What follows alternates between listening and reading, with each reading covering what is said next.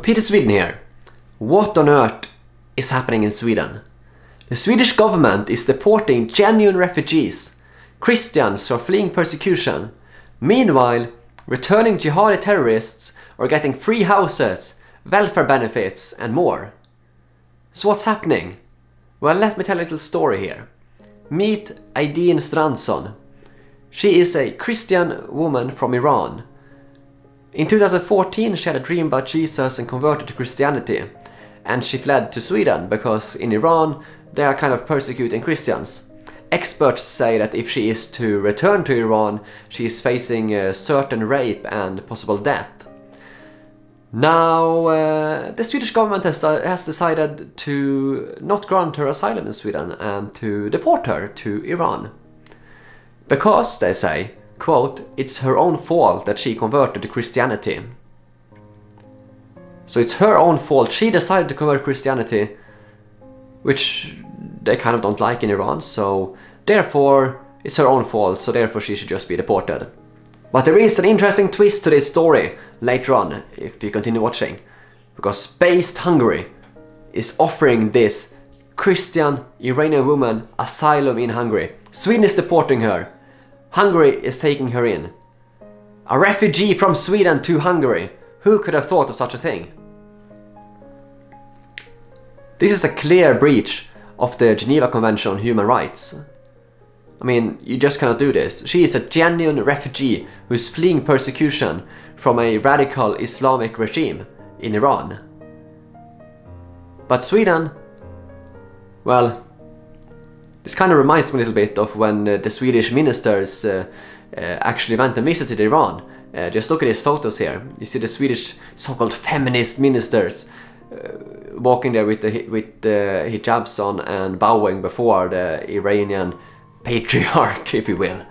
Very progressive, so feminist, so empowering. This is the Swedish government. They want to send this Christian woman back to Iran, facing persecution. Meanwhile, returning jihadi terrorists are getting free housing in Sweden, welfare benefits, and even debt cancelment to help them integrate better into Swedish society. The Swedish Minister for Culture and Democracy, Alice Bah Kuhnke, has even said that ISIS fighters should be integrated back into Swedish society. She has actually said this. I mean, I have a suggestion. Isn't prison or maybe deportation a better suggestion than integration, perhaps? Because I don't think these are the kind of people that are going to be integrated into Sweden very well.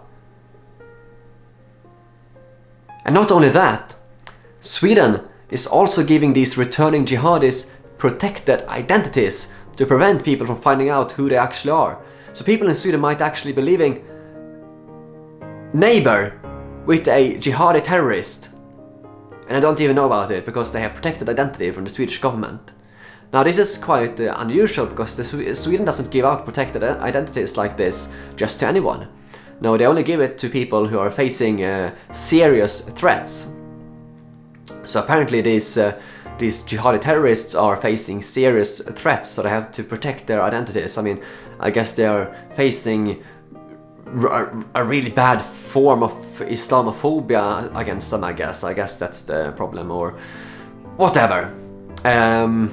Anyway, one example is 39-year-old Berlin the Killa Gildo, pictured, who is a returning terrorist. He is living under protected identity in Sweden. This guy, back in 2012, he uploaded photos of himself posing with the dead bodies in Syria and Iraq. And the Swedish government just goes ahead and gives him protected identity. And free house, benefits, debt cancelment, they even offering these guys free driving lessons as well to help them better integrate back into Swedish society. Oh yeah.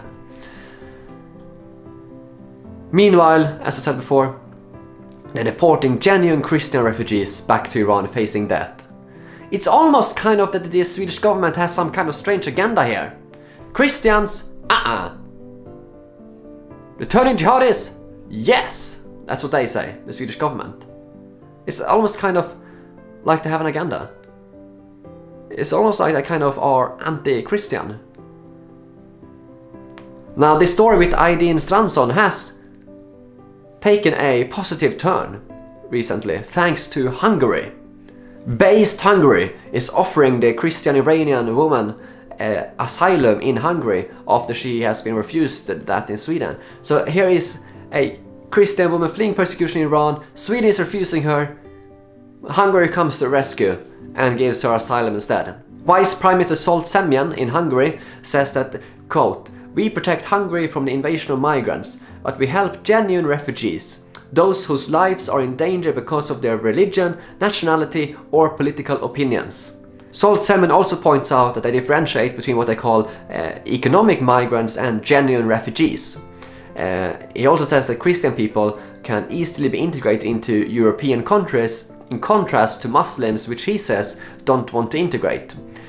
He also continues that it is Hungary's moral and constitutional duty to help Christian migrants seeking a safe haven.